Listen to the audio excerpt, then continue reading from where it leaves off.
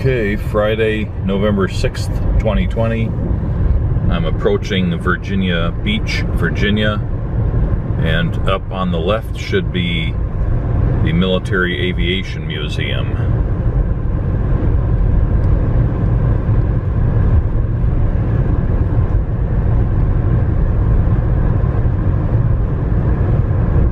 In 1/4 mile, arrive at 1341 Princess Anne Road on the left. Just have to find where I can turn in here.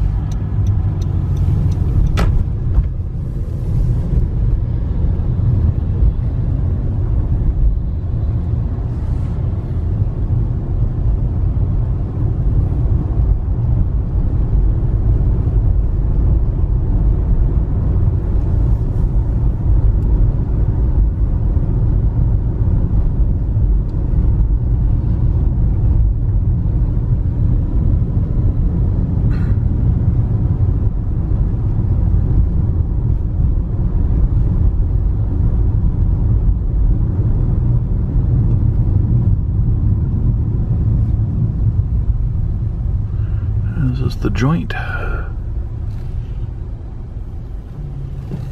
Guess so.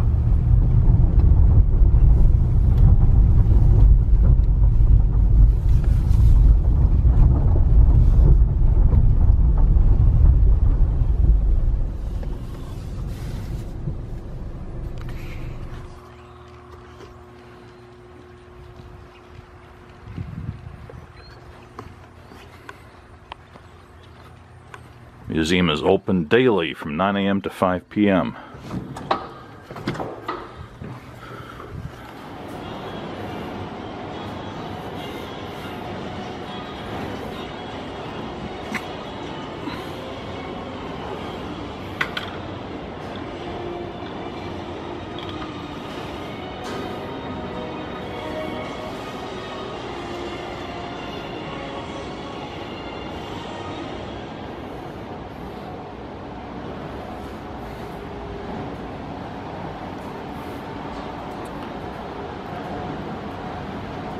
A Ford-built Jeep.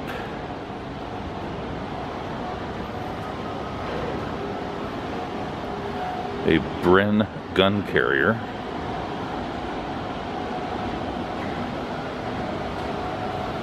A Daimler Scout car called Dingo.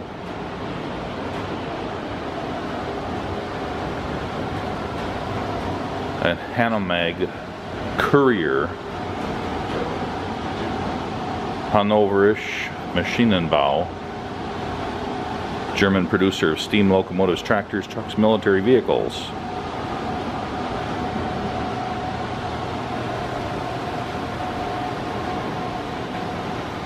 Ordnance QF 25-pounder gun.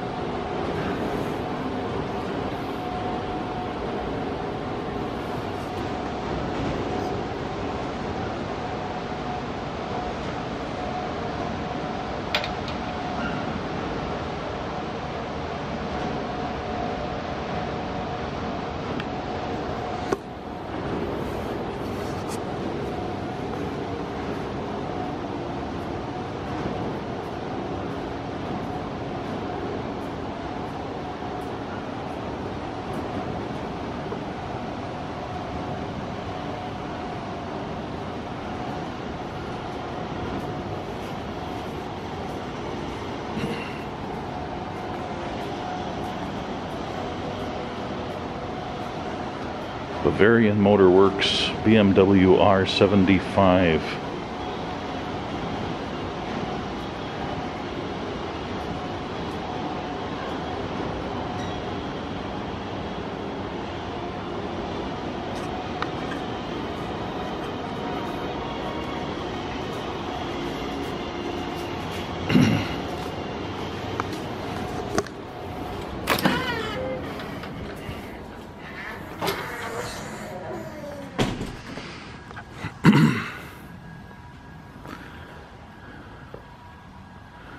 It's a 1938 Polikarpov I-153 Chaika.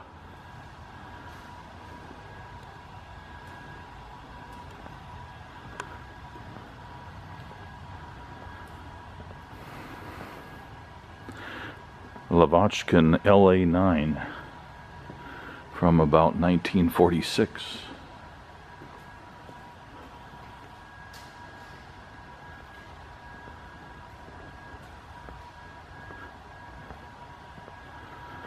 (1934) Boeing P-26P shooter.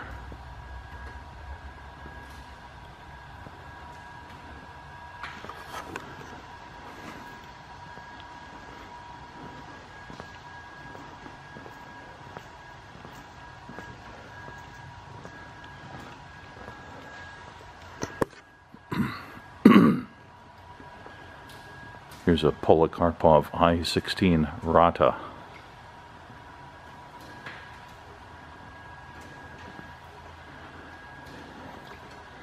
Do have things kind of squeezed in here.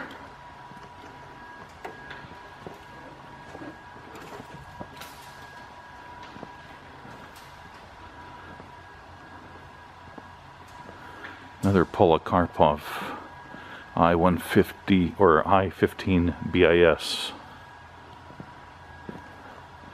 from 1934 to 1937.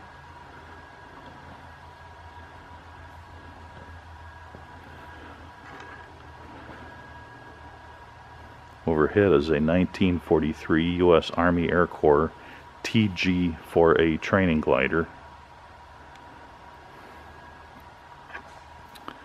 And here's a Bell P63A King Cobra.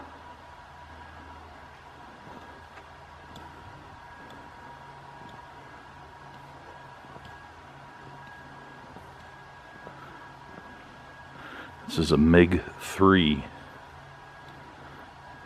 from 1941.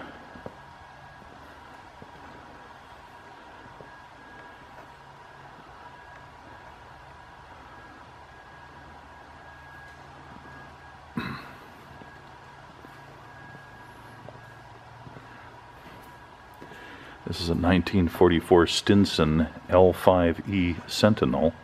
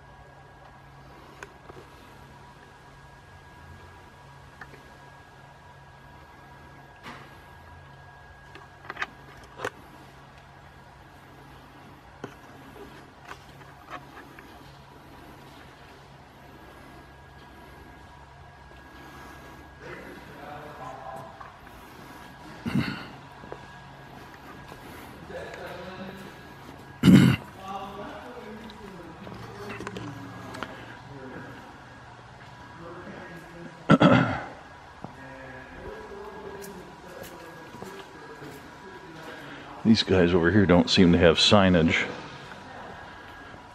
It's a Piper Cub, I think. But which flavor of it, I don't know.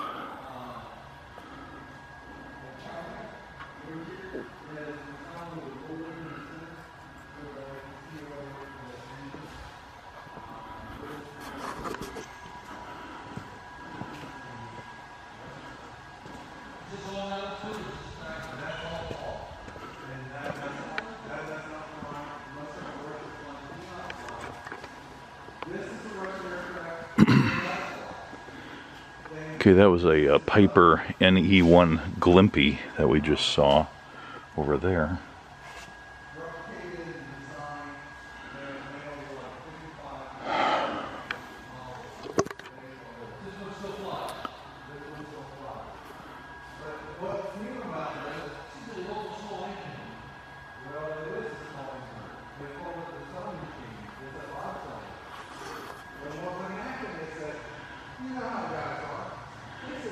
Well, it's a British. Is this a Hurricane? I don't know the details, especially when I'm standing this close and I can't see the profile of the wing.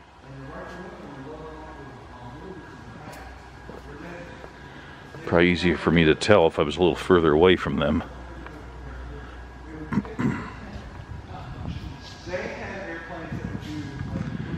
No signage on this one.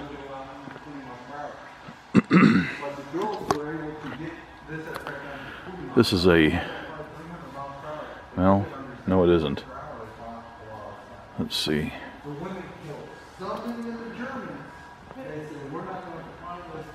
Okay, this guy is a Waco Classic Tbm F5. That's a 1917 Havilland 504. Apparently this is a Focke-Wulf FW190 A8. So that's what's down, plus it has these photos on it, and sometimes they have like action on the side. We have a Yak 3 here. This one was actually, if you want a 1965 Mustang, you can buy one. That's all metal. They still have the presses. Well, back in '91, they still had the presses, so they took a 1943 aircraft with the same tool and die and pressed it out in '91, trying to help out the Soviet Union before it fell apart. Excuse me. Mm-hmm.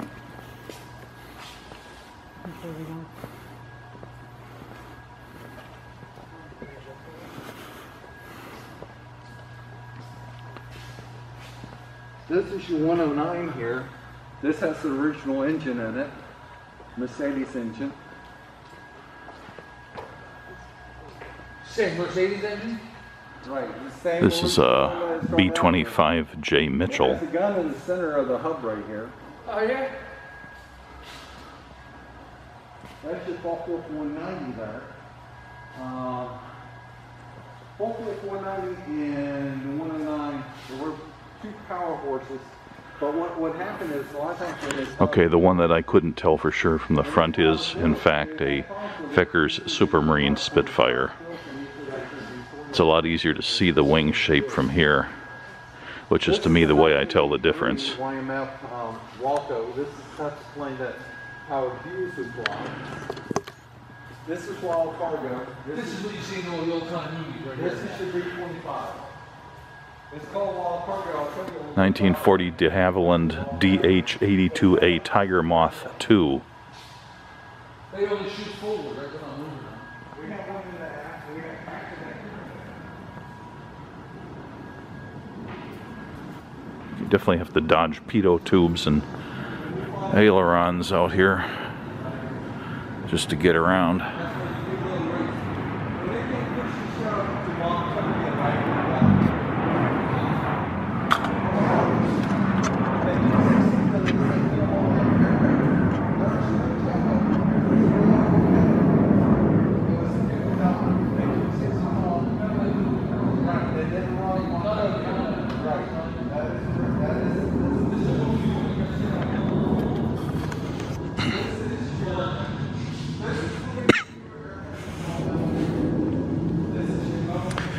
Okay, we're still missing this guy here.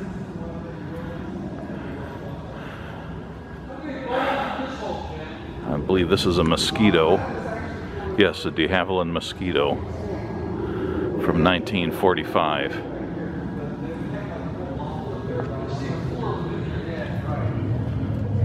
Is that the hole in the top, man? Is that for the emergency escape?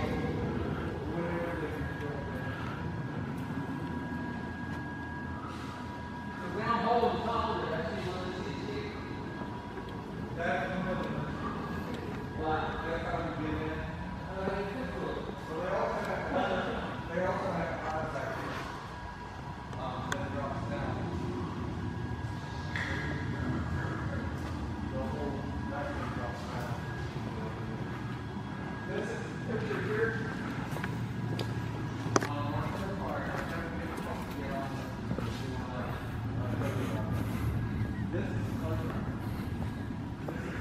Grass strip out here.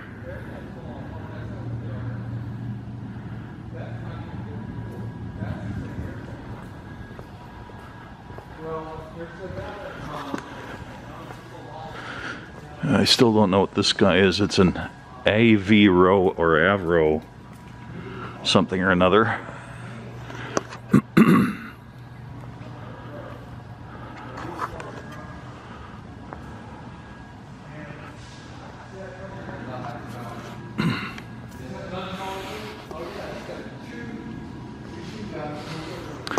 Okay, we already established this was a Yakovlev Yak 3.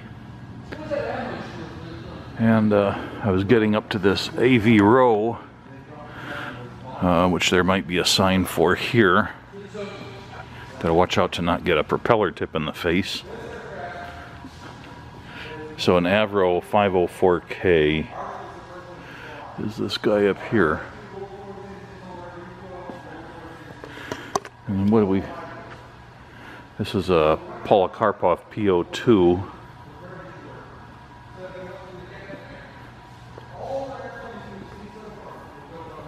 A lot of Russian planes here, I was surprised.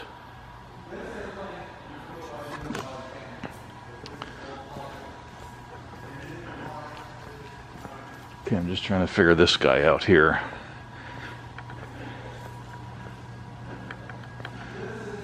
I think he already announced what it was at some point, but I don't see a sign for it.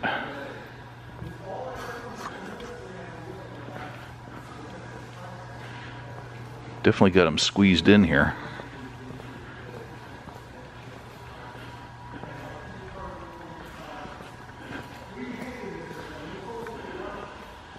Oh, here's a sign. North American P64. That's what this guy was.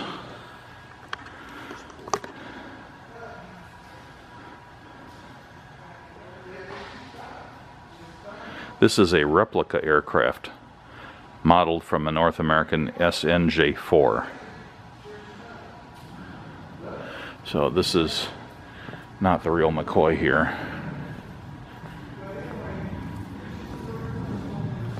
Okay. There's also a mezzanine up there from where one can view these from higher up.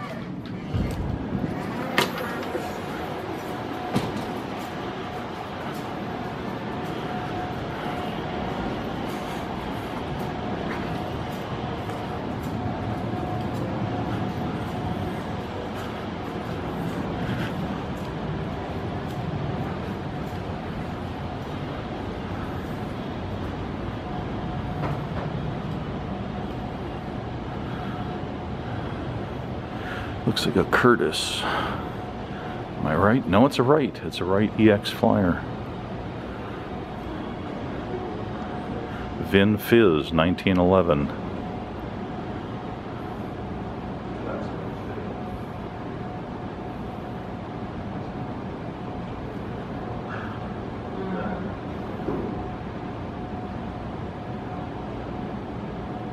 This is a replica. It's a replica of the Vin Fizz model that Cal Rogers flew for the first transcontinental flight from New York to Pasadena.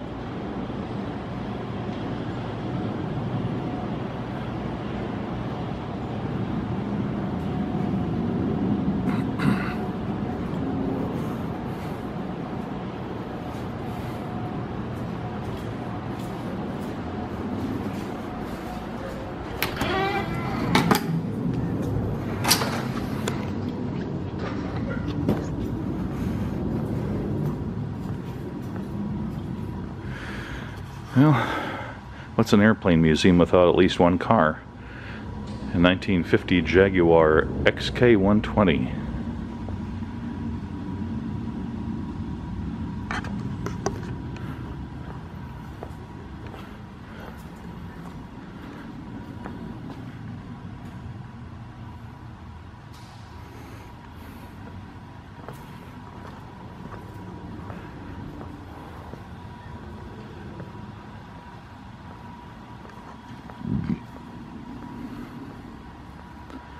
This is a North American SNJ-2.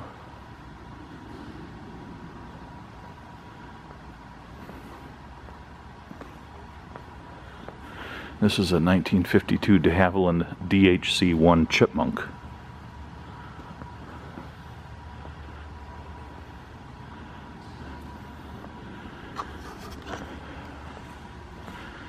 And going back here is a NAF N3N Canary and an Amphicar model 770 from 1966.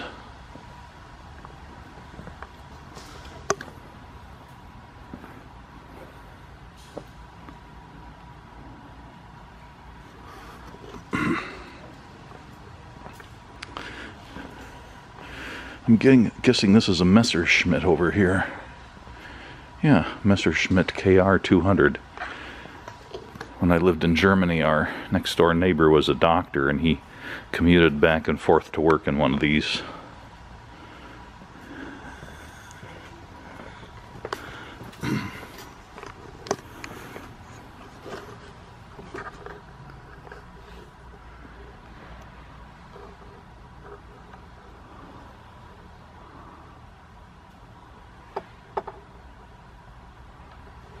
Does have a back seat.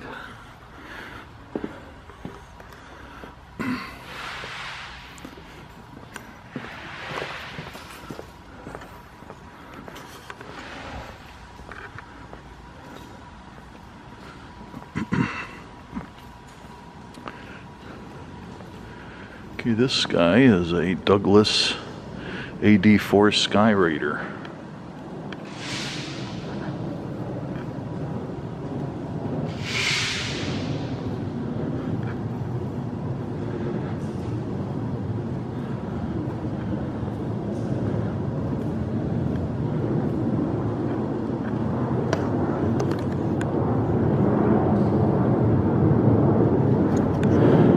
Hawker Hurricane Mark 2B.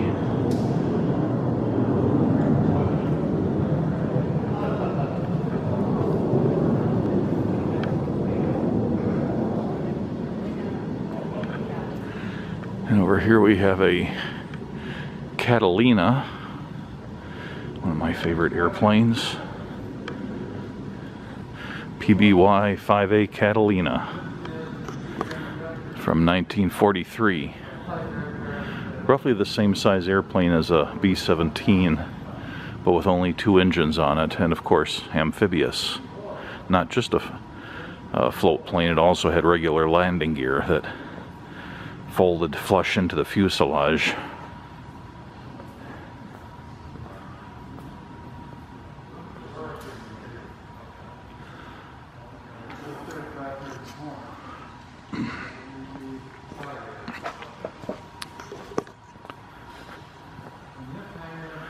And this guy is a Grumman Fm2 Wildcat.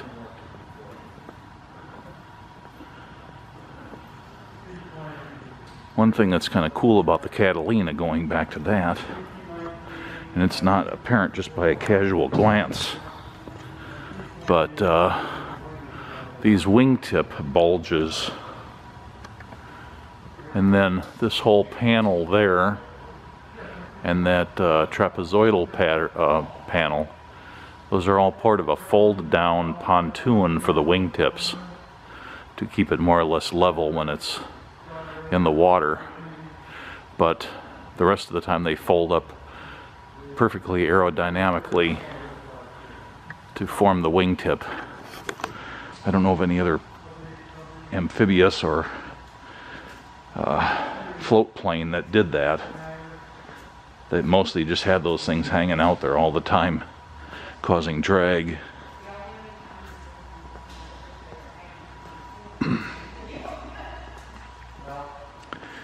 This is a Fairchild PT-19 Cornell.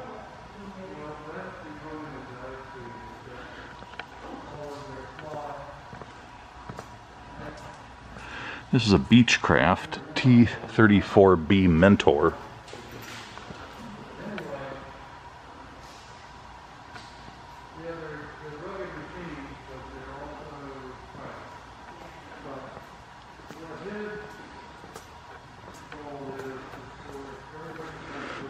And this is the North American T-28D Trojan.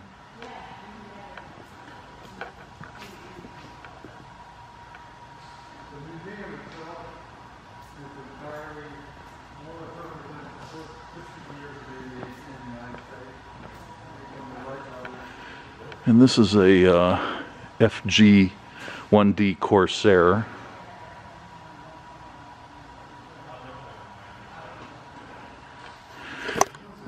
Gotta love the wing folding mechanism.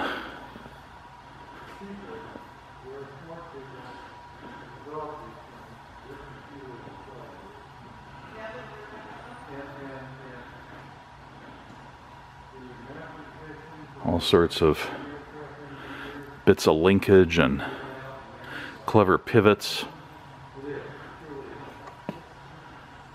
Had to get the flight control surfaces to work, going through all these linkages. The hydraulics to fold it and retract it. And then the structural aspect of it as well, of course. Had to have the locking mechanism.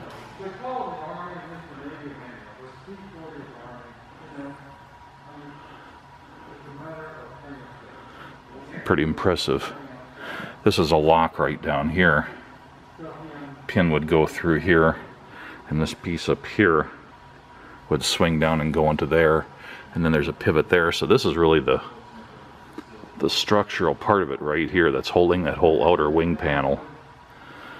There aren't any no locks up here in the front or in the back. It's done right here, and for a high performance fighter plane that had to go through a lot of stress in dogfights and so on. It's pretty cool how that much stress could be on those small points. And this guy over here is a Curtiss P-40E Kitty Hawk.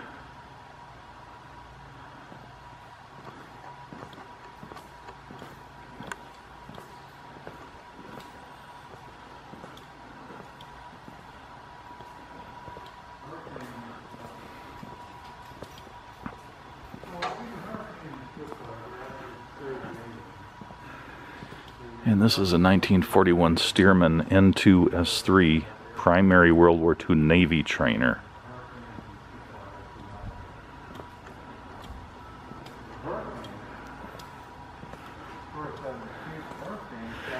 So I think we already got all the planes here.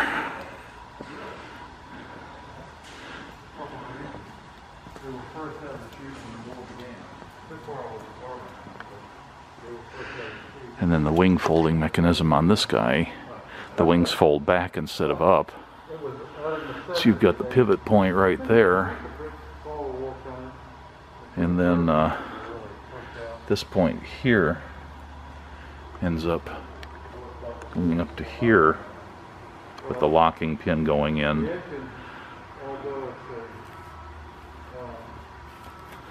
So just like the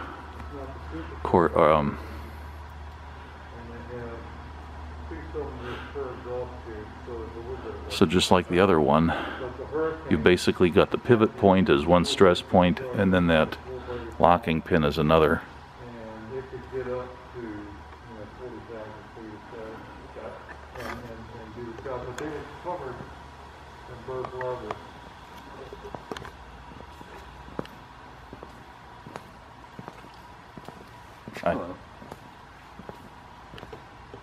Mostly metal, but the back end of it is fabric over wood. If you look at the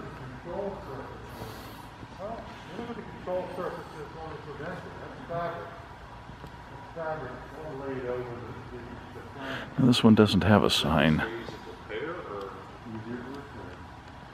it's complicated. It's a complicated. George H.W. Bush was shot. Okay, Tbm Avenger. Yes. There's a sign for it. Let me locate it. It may be over in the other hangar, but I'm going to find it. You move them around a little bit. Yeah, we have one for it.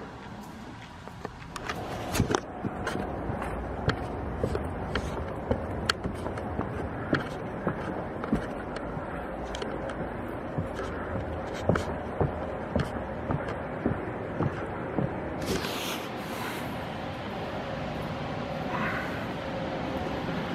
don't know what this guy is. There's no sign downstairs for it either.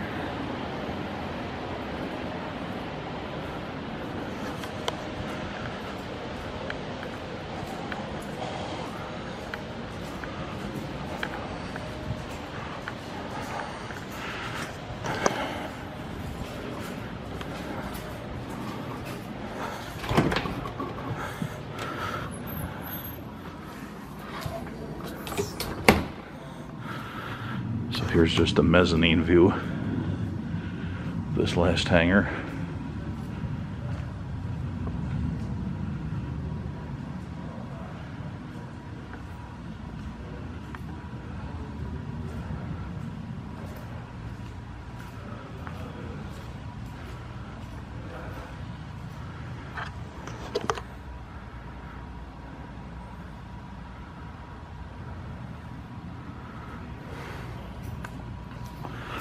So the docent I was talking to said only about 4 or 5 airplanes in this collection do not fly. The rest are taken out and flown, go to air shows and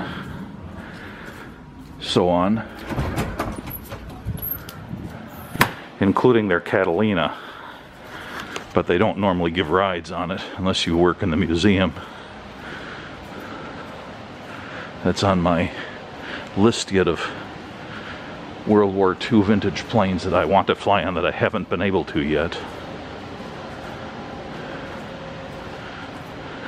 There's a bunch of chairs here lined up to watch, apparently, to watch people taking off and landing from this field.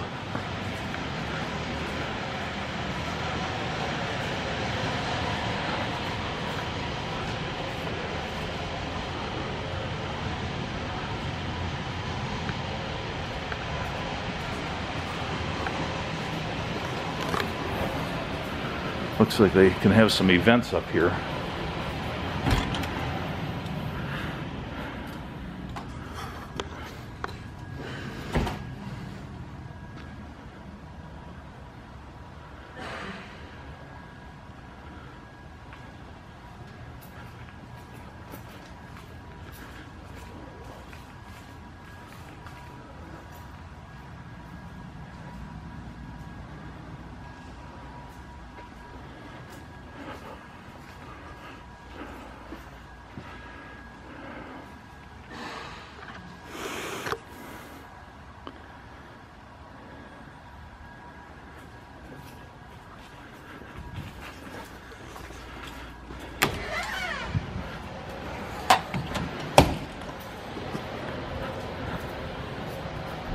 Okay, having looked in the central building and the 2 hangars at either end, we're going down to the remote hangar, which is the Great War hangar, separate building from the rest.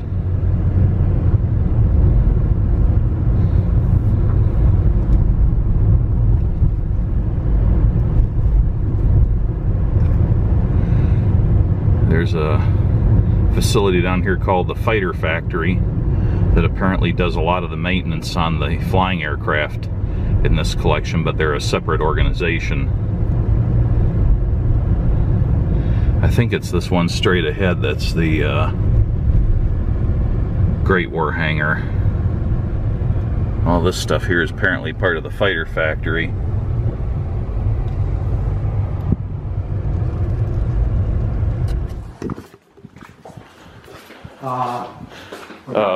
American hangar? Or? No, British. British hangar, okay. We got the plans from the Royal Air Force Museum. We enlarged it 1 bay because of the number of planes. In World War I, you'd have been stepping on dirt, right? Mm-hmm. It had canvas, but it had canvas curtains here. But our floor now is heated concrete, and that's for the airplanes, you know. Mm-hmm. And of course, you know, when our architect got a hold of it, he had to upgrade it to Virginia Beach code now, hurricane resistance, category 3.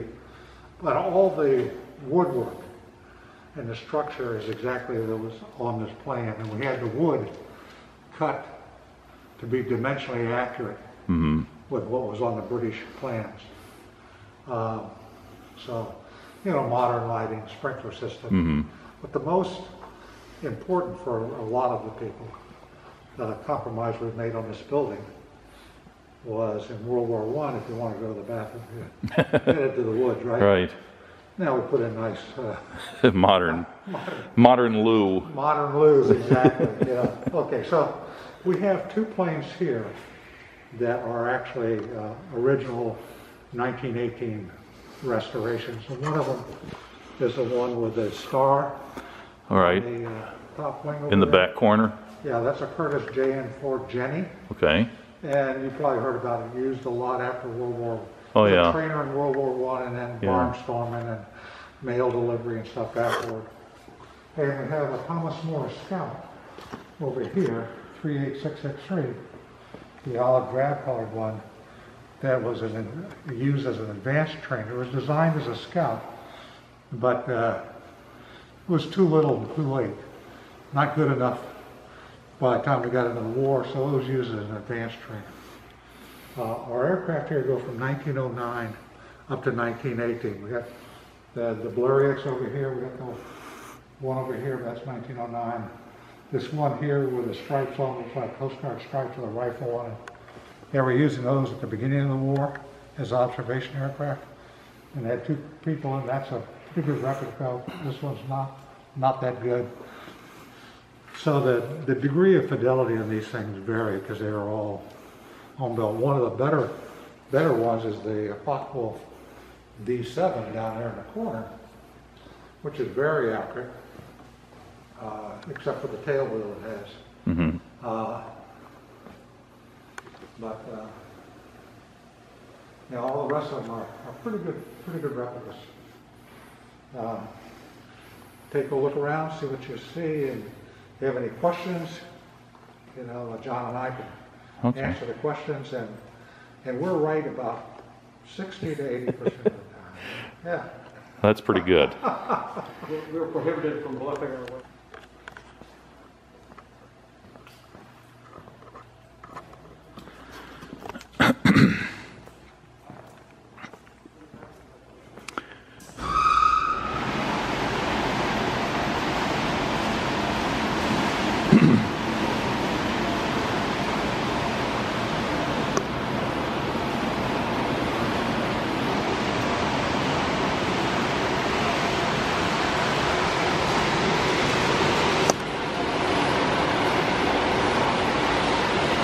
Bungee cord shocks on pulleys.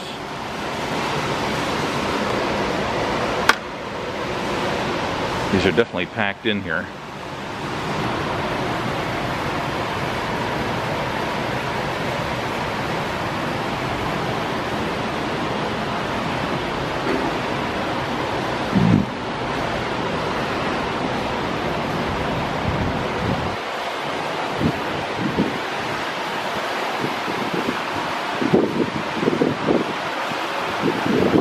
That's a strong fin. It's like a hurricane in here. So here's the Blériot reproduction.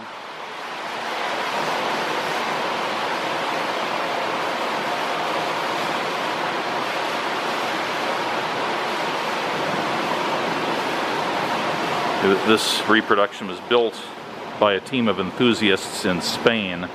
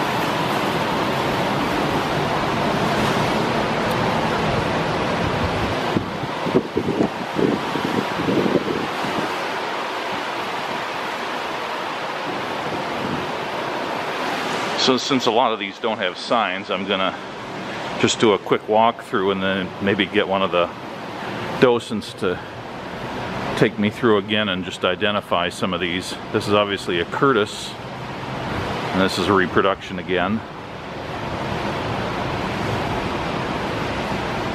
Much better airplane than the Wrights, really, but this one is obviously modernized. It has a radio there and some extra instruments that probably weren't on the original. Some enhancements for safety, most likely.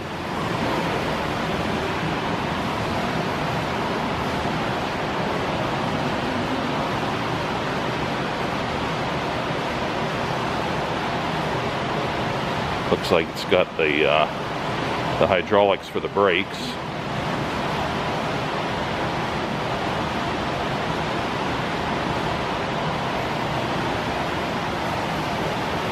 An Ely Curtiss Pusher. It's the only flying replica of a 1911 Curtiss Pusher. It was built in Newmarket, Virginia.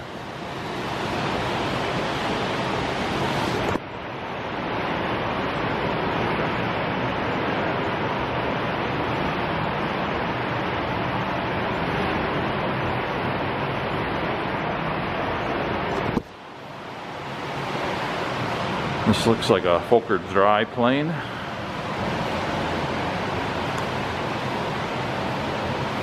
Yep, Fokker DR1.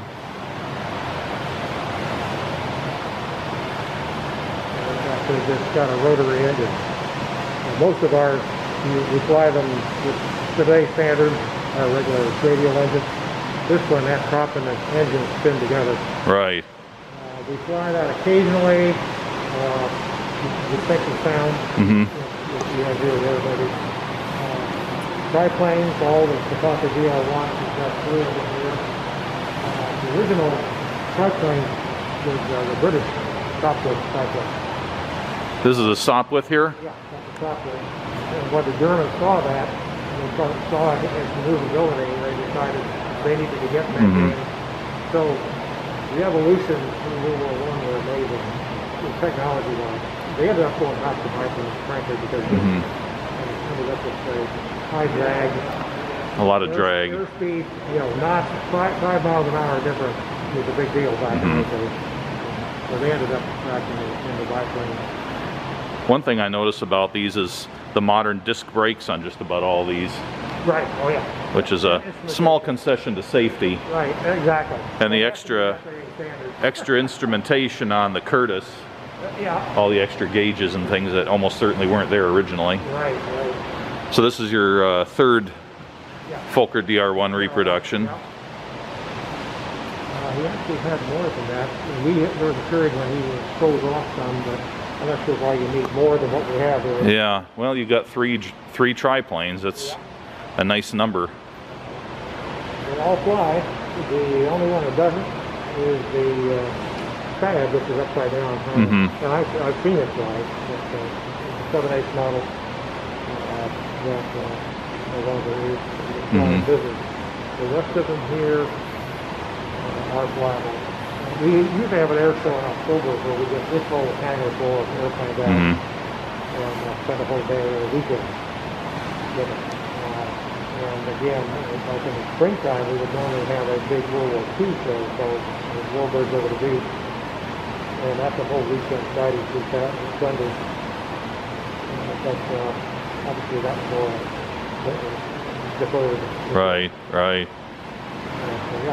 So let's see, and this guy's a Fokker D6. Not too many of those.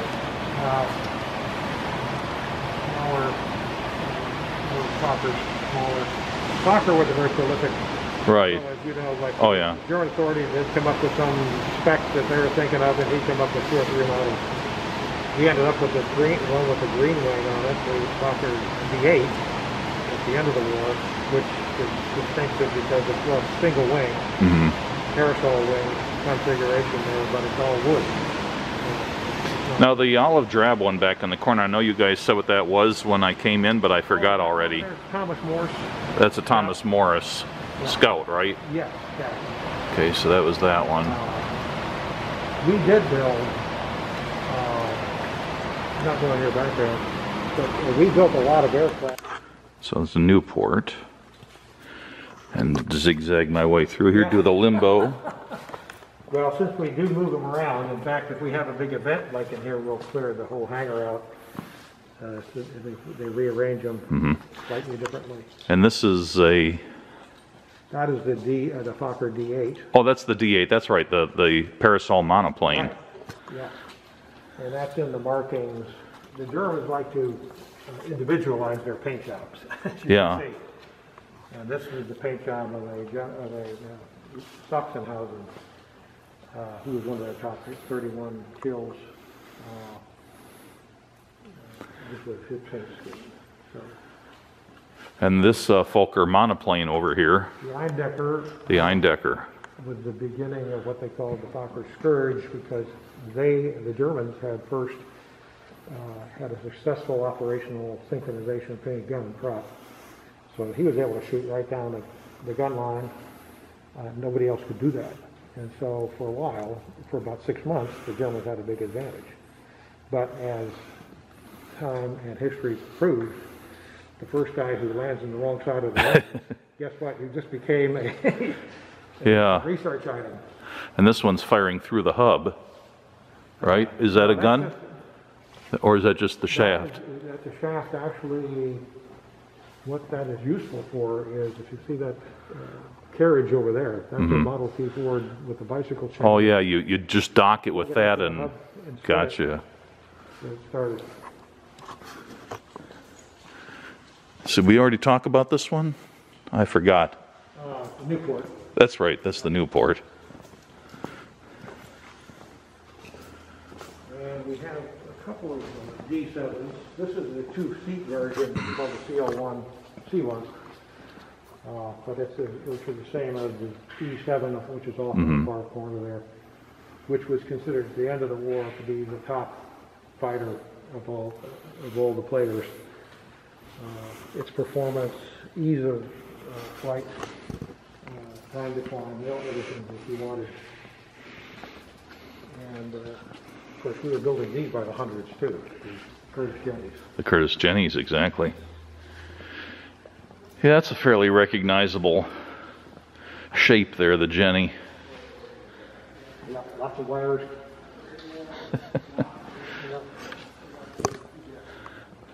And this one here, yeah, look at the board there, the storyboard on the Halberstadt. That's set here for several years, I recall, not owned by the owner here, but he eventually got a hold of it. The beauty in that configuration there is that you've got a back seat gunner. Oh yeah. Keep them off your backs. And the Army liked it because they could get back. This has got a very, very slick finish on it that Nice? looks maybe not quite legit for the period. Looks very modern. Yeah. The Captain Jammer kids, you remember them? Well, I don't remember them from my youth, but I know who they are, yeah. They were a comic strip in my day. Yeah. Did you ever think they were funny? Oh yeah. Well, they were good mischief. Just mischievous. Yeah, it's kind of like the Dennis the Menace. Yeah. Not nowadays, you know. I know I saw some old cartoons and I thought, I don't think this is particularly funny. But, you know. Yeah, they were always getting in trouble, and the parents, of course, were there to bail them out and discipline them. So this is your starter vehicle. We've had it out there, and they'd have maybe 3 or 4 of those for an entire unit, fighter group. In the early morning days, rather than have to manually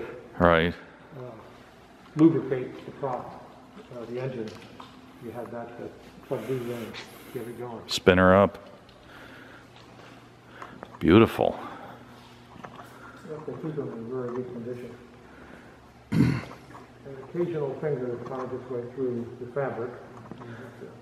keep an eye out. The original one was D7 over here. We got to repair it. Do you just patch the smaller ones, or do you have to redo a whole panel? No, that could be just if it's a small ding. And a Sopwith strutter one. What's the 1.5 mean? You see these struts in the shape of a W? Okay. The idea was that this is twice as long as the ones in the middle. I see. So they came, Sopwith came up with that idea. Oh yeah, yeah. It doesn't have a rudder, so this one does not currently fly. Yep. We have another Sopwith strutter over in the maintenance area.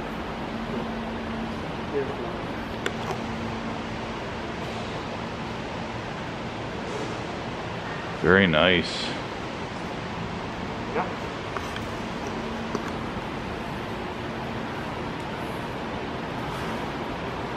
But that was flying in the original way. Everything these pilots had to go through. They were learning on the fly. Right.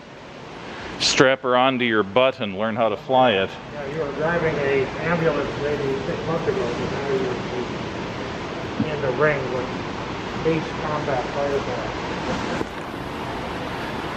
And then we've got the Albatross. Yep. DVA. Yeah, that's kind of the standard fighter. Well, actually, even Von Richthofen flew this. He got most of his kills with the Albatross. And he was disgusted with it compared to what he saw with the French and British equivalent fighters. He was very well fond of that. This is the other Newport in the collection.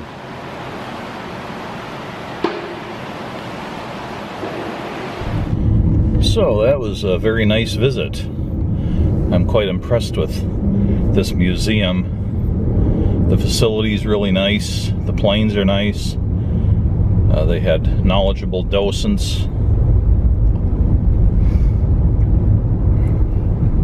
Definitely a worthwhile visit. I wasn't expecting nearly as much.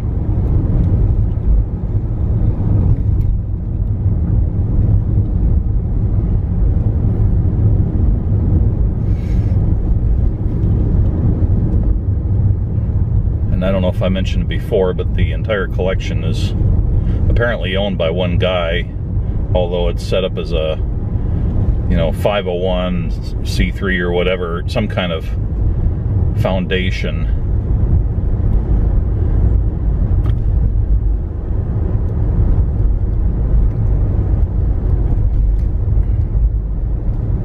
There's a few dinosaurs by the entrance.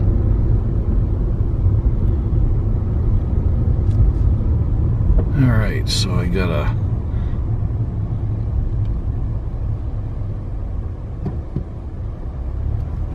wish this would tell me if I'm turning left or right. Looks like I have to go left.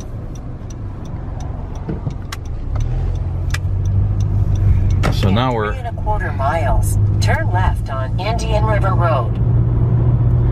Now I have to head up to Colonial Heights, Virginia, to the Keystone Truck and Tractor Museum, which I already have a YouTube video on, but they've made an expansion, so I want to go and stop by and see what it's like now. Since I'm in the general area, looks like it's about 2 o'clock. I'll get there about 4. They close at 6, so I have about looks like a better part of 2-hour drive to get there. And that's fine because my back is aching. Every time I go through these museums that are on concrete floors, my feet and my back especially are just killing me after a while.